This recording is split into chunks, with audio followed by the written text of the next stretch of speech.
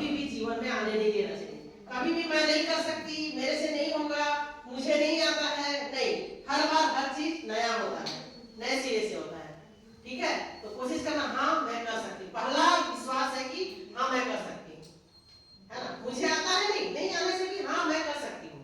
ये पहला स्टेप अगर ले लिए तो आगे आसान हो जाएगा, है ना। क्योंकि आप ऐसा कुछ प्रोजेक्ट मिलता है करने के लिए हाँ मैं करते हैं।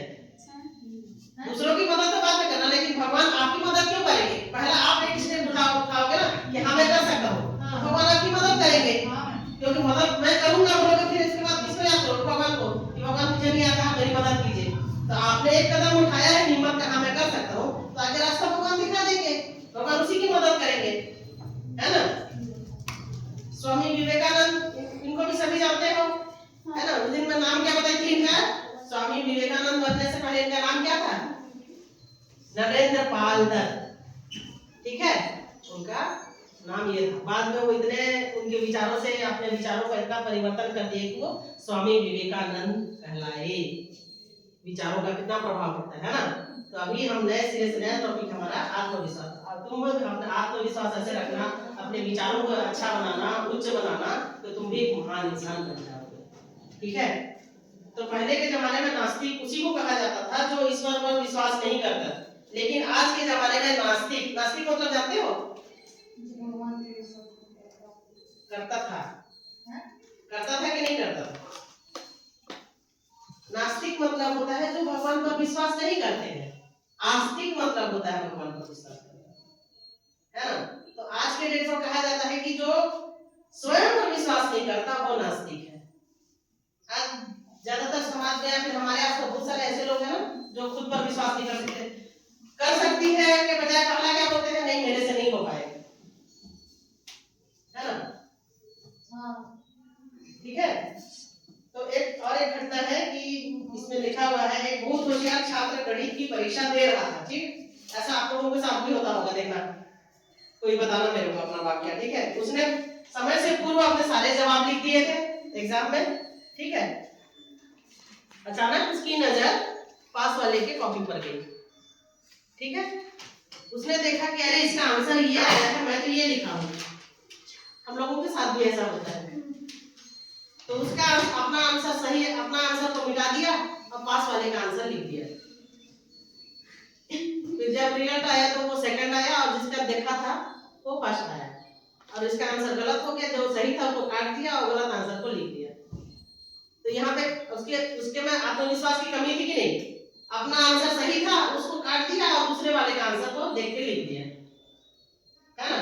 तो ऐसा आप लोग कोई करते हो? अपना आंसर को काट देते हो, दूसरे का ये इसका आंसर ये है, इसका उत्तर ये है। गणित में खासकर करते हो आप ऐसा? तो अपने पर भरोसा रखना, आप जो कर रहे हो वैसे ही है। ठीक है, गणित के लिए तो खूब प्रैक्टिस चाहिए, है ना। लिख लिख के जितना प्रैक्टिस करोगे उतना अच्छा बनेगा गणित, है ना। हमें आत्मविश्वास रखना है, उसे बढ़ाना है ना।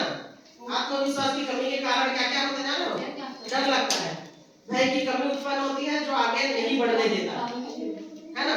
आत्मविश्वास रहेगा तो हम अच्छे से बची खुशी आगे बढ़ेंगे। और आत्मविश्वास मेरे से नहीं होगा तो पीछे रह जाएंगे, है कि नहीं? किसी किसी को किस किस काम, अलग अलग काम में डर लगता है, कोई बताएगा मेरे को? किस किस कामों में किसी को डर लगता है? तो मैं ये नहीं कर सकता। सब साइकिल चला लेते हो और डांस सब कर लेते हो? डांस भी सब कर लेते हो? डांस स्टेज पर सब बोल लेते हो? नहीं बोल पाते। ये तो आत्मविश्वास की कमी हो गई ना। मैं पहले भी एक क्लास ली थी, उसमें मैं बोली थी कि आप जो नहीं कर सकते उस चीज को बार बार करने की कोशिश करना, तो आप अपने उस डर से जीत सकते हो। स्टेज पर बोलने का डर लगता है तो आप कोशिश करो, छोटा छोटा 4 लाइन आके सामने आके बोलो। ऐसे स्टेज पर जाने के लिए तो क्लास के सामने आओ, मैं बोल सकती हूँ बोल के किसी एक टॉपिक पर आके बोलो, है ना। बोलोगे तो सुनेंगे ना, स्पष्ट बोलोगे तो सब सुनेंगे। ठीक है, आपकी कमजोरी अगर स्टेज पर बोलने से लगती है तो आप उस चीज को डर, उस कमी को भगाना चाहते हो तो सामने आके बोलना सीखोगे ना, बार बार कोशिश करोगे तो होगा। कोई हंसे, कोई ताली बजाए ना बजाए, लेकिन आपको अपने में चेंज लाना है, अपने आत्मविश्वास को बढ़ाना है, अपने डर को भगाना है। तो जिस चीज से डर लगता है उस चीज को फेस करो। नहीं कर सकते, साइड हो जाओगे तो कभी नहीं बोल पाओगे, है कि नहीं? डांस सभी करते हो, सब में बहुत जोश है, लेकिन स्टेज पे भी बोलने का एक तरीका होना चाहिए, है ना, जज्बा होना चाहिए, बोलने आना चाहिए, ठीक है? आप लोग नहीं होगा, थोड़ा सोचो आप लोग, कोई हर किसी में कुछ एकदम परफेक्ट नहीं होता, कुछ ना कुछ कमी कमजोरियां होती है। जैसे स्टेज पर किसको जाने में घबराहट होती है, हाथ खड़े करो। हाँ, सभी के सभी स्टेज से नहीं पाते, लेकिन डांस सब कर सकते हो।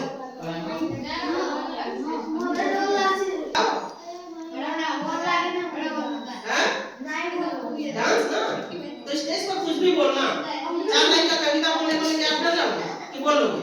हाँ, तो फिर बोल सकते हो ना, तो स्टेज का क्या हो? क्या हुआ? मतलब कहाँ कहीं और दूसरे प्रोग्राम चले गए? मैंने आया था तो हमारे पास ना स्कूल ऐसा हो गया, सब लोग नहीं आए कल, आना चाहिए ना। रिपब्लिक डे, गणतंत्र दिवस, क्या हुआ था उस दिन जानते हैं? गणतंत्र दिवस पर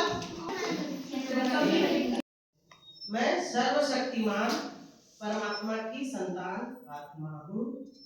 मैं आत्मा सर्व शक्तियों से भरपूर हूँ। जो शक्तियां भगवान में है वही शक्तियां मुझमें है। उन्होंने मुझे इस संसार में श्रेष्ठ कार्य करने के लिए भेजा है। वे सदा मेरे साथ हैं। उनके आशीर्वाद का हाथ मेरे सिर पर है।